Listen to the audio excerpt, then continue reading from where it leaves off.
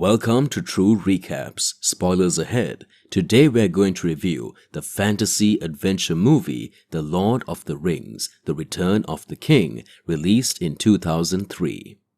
Hundreds of years ago, two hobbits named Smeagol, played by Andy Serkis, and Deagle, played by Thomas Robbins, are fishing when Deagle discovers the One Ring in the river. Smeagol is mesmerized by the ring and kills his friend for it.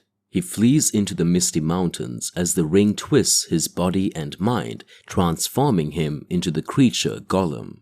Centuries later, Gandalf, played by Ian McKellen, leads Aragorn, played by Viggo Mortensen, Legolas, played by Orlando Bloom, Gimli, played by John Rhys Davies, and King Theoden, played by Bernard Hill, to Isengard, where they reunite with Merry, played by Dominic Monaghan, and Pippin, played by Billy Boyd.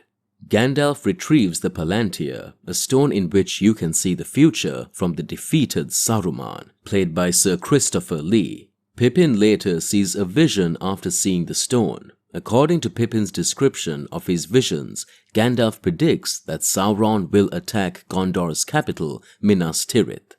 Gandalf and Pippin ride to Gondor to warn Denethor, the city's ruler.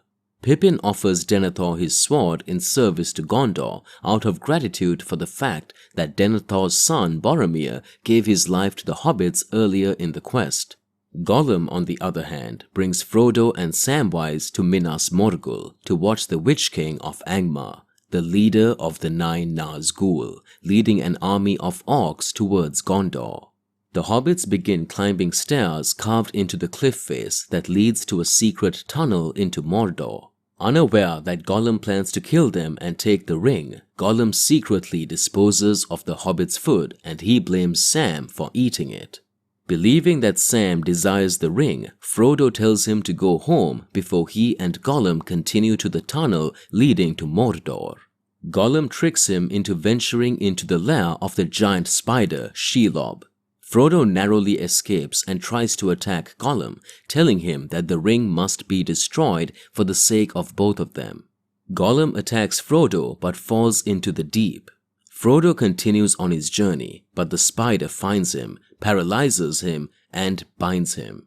Sam comes back and injures the spider, causing her to flee, but then the army of orcs appear and takes Frodo with them. In the meantime, a blanket of gloom, which Gandalf calls the darkness, begins to issue from Mordor and soon obscures the entire sky over Minas Tirith. Meanwhile, Aragorn realizes that the riders may not reach the city in time to defend it from the imminent conflict with Mordor. Aragorn also learns from Elrond, played by Hugo Weaving, that Arwen, played by Liv Tyler, is dying, having refused to leave Middle-earth to be with Aragorn after seeing a vision of their future son. Arwen convinced a reluctant Elrond to order the shards of King Elendil, the greatest warrior of all Dunedain, Sword Narsil, to be reforged into Anduril, so that Aragorn can reclaim his birthright and gain reinforcements from the ghostly dead men of Dunharrow, joined by Legolas and Gimli. Aragorn travels to the dead men's lair, pledging to release them from Isildur's undead curse. In Gondor, Denethor sends his son, Faramir, to hold off the approaching armies of Mordor at Osgiliath. Faramir holds his position as long as he can, but he ultimately gives up the field despite Gandalf's help. Retreating to the city, a poisoned arrow of the Nazgûl, the Black Riders, strikes Faramir down, though it does not kill him. Later, as the fierce battle wages outside Minas Tirith, Denethor falls into madness and attempts to kill himself and Faramir on a pyre. Pippin alerts Gandalf and they save Faramir, but Denethor leaps to his death from the top of Minas Tirith. The army of Mordor nearly breaks through Minas Tirith's defenses, but the riders of Rohan arrive just in time to fight the army off. The Lord of the Nazgûl, the Witch King, kills King Theoden. Lady Eowyn, played by Miranda Otto, kills the Witch King in heroic defense, despite being severely injured. The forces of Mordor regroup, but Aragorn arrives from the Anduin River on the black ships of the enemy, which he has conquered with the help of the dead.